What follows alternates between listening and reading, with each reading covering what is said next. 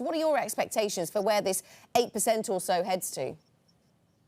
Yeah, so the interesting aspect here is actually that unemployment is not really telling the full story of the labor market right now, because a lot of people have basically in the Eurozone stayed employed while basically there has not been work. So that's the whole approach in Europe that is fundamentally different to the US approach, which is basically about fiscal income support to mainly the lower half of the income distribution.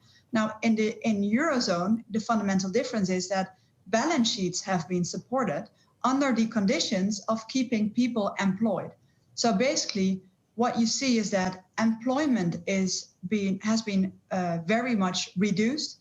About 3 million people less at work, but unemployment has only increased with half of that amount.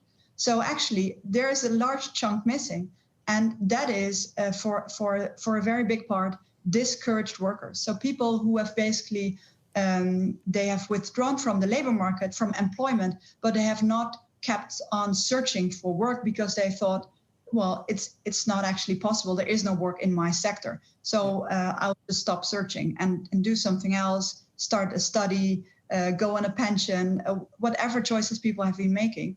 But that is a huge kind of hidden part of unemployment in the labor market, which actually could re-emerge when economies reopen.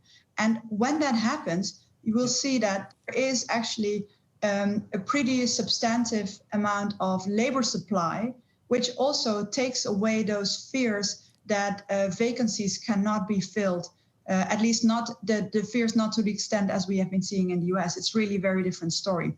You know, on top of the fact that in the Eurozone, the economic damage has been about twice as big as in the US. So it's really not a really comparable situation. And so I think talking about this is very important because Mark just said it.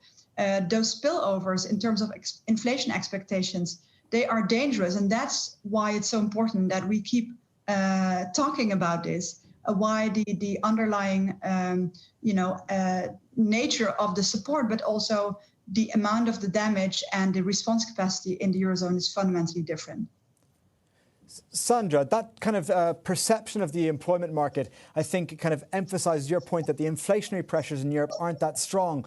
But surely this lowers the growth potential of Europe longer term. In a way, we're hiding some of the real problems from the pandemic, and we're prolonging some of these kind of zombie companies on one hand, but also this kind of slightly deceptive picture of the situation. Yeah.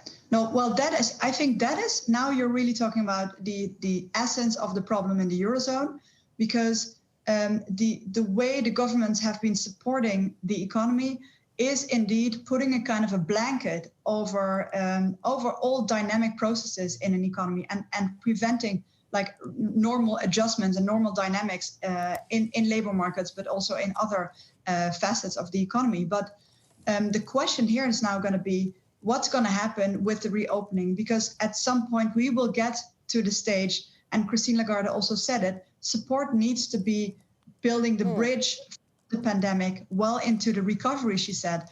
But the question is really, what's going to happen to the unwinding of support? How fast will that be? To what extent are firms basically having a debt overhang, and could that cause a wave of bankruptcies along the reopening?